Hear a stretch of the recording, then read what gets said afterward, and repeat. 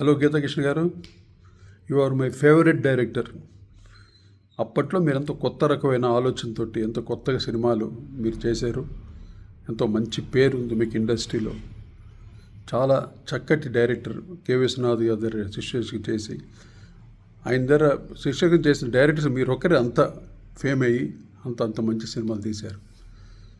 కానీ ఈ మధ్య మీరు కొంచెం ఎక్కువగా అవుతుంది. మ్యాటర్ ఏంటంటే కీరవాణి గారి గురించి కానీ, సునీత గురించి కానీ, మా చంద్రబోస్ గురించి, వీఆర్ ఆల్ మా family, we are all one family members. ఇక్కడ తప్పు ఏమీ జరిగిపోలేదు.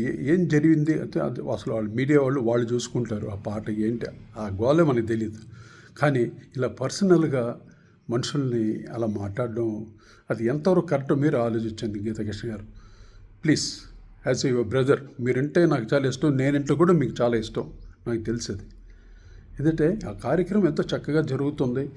ఏదో చిన్న గ్లిచెస్ ప్రతి దాంట్లో వస్తాయి. ఇప్పుడు నేను చేశాను, మేము చేసే ఎన్నో కార్యక్రమాల్లో చిన్నవి వస్తాయి. అక్కడక్కడనే మర్చిపోతారు అందరూ, వాళ్ళు హ్యాపీగా ఉంటారు. దీన్ని ఇంత రచ్చ చేయాల్సిన అవసరం లేదు. దయచేసి వాళ్ళ గురించి మట్టుకు ఇలా మాట్లాడకండి అమ్మా ప్లీజ్. నాకు ఎంత బాధ వేస్తుందంటే, అంత కష్టపడి వచ్చినాడు కీరవాణి, మామూలుగా వచ్చినాడు కాదు, చాలా కష్టపడి వచ్చినాడు ఆయన.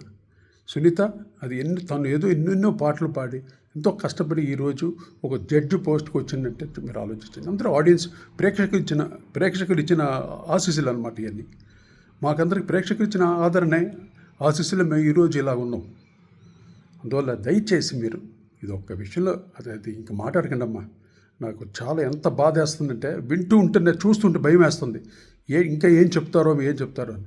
వద్దు నాన్న, ప్లీజ్ డియర్, ప్లీజ్ గీతాకృష్ణ గారు, సారీ, నేను మిమ్మల్ని హర్ట్ చేస్తుంటే మటుకు నన్ను క్షమించండి.